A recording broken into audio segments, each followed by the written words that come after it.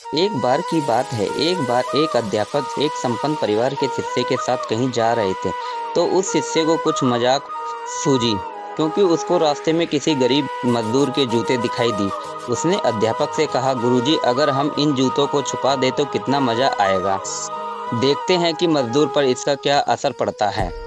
अब उसको तो मजाक सूझ रहा था, लेकिन गुरुजी ने कहा कि नहीं, गरीब इंसान के साथ इस तरह का भद्दा मजाक करना ठीक नहीं है। उसने कहा, क्यों ना हम इन जूतों में कुछ सिक्के डाल दें और देखें कि इसका इस गरीब मजदूर पर क्या प्रभाव पड़ता है। उन्होंने ऐसा ही किया। जैसे ही मजदूर अपना काम करके लौटा और उसने एक पाँव अपने जूते में डाला तो उसको कुछ कठोर सा महसूस हुआ।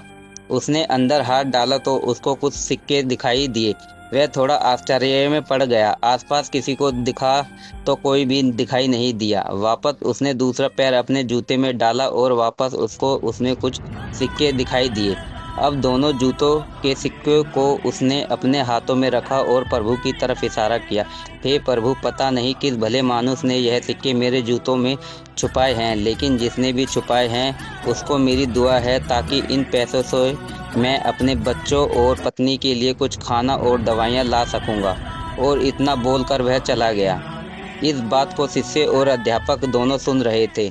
अब अध्यापक ने शिष्य से पूछा कि अब तुम मुझे बताओ कि तुम्हें कैसा महसूस हुआ, तुम्हारी पहले वाली मजाक या मेरा यह तरीका। तो उसने कहा कि गुरुजी, मैं आपसे क्षमा चाहता हूँ। अब मुझे समझ आ गया है कि सच्ची खुशी किस चीज़ में है। जब हम किसी की मजाक उड़ाते हैं तो कुछ पल का आनंद मिलता है, लेकिन इससे हमें बद्दुआ मिलती है। लेकिन अगर हम किसी की मुश्किल परिस्थिति में मदद करते हैं और जिसकी भी हम मदद करते हैं उसको भी नहीं पता कि हमने उसकी मदद की है, लेकिन अंदर ही अंदर हमें पता है कि हमने उस इंसान की मदद की है। यही सच्ची खुशी है। जब हम दूसरों को खुशी देते हैं तो हमें सच्ची खुशी मिलती है। इसी तरह खुशियाँ बांटते रहिए, लोगों की मदद करते रहिए और दान करते रहिए। जिसके भी आप काबिल हो, जितना भी आपसे बन पड़े, दान करें, लेकिन दान जरूर करें। हेलो फ्रेंड्स, मेरे चैनल को लाइक करें, कमेंट करें और सब्सक्राइब करें और ज़्यादा से ज़्यादा शेयर करें। धन्यवाद।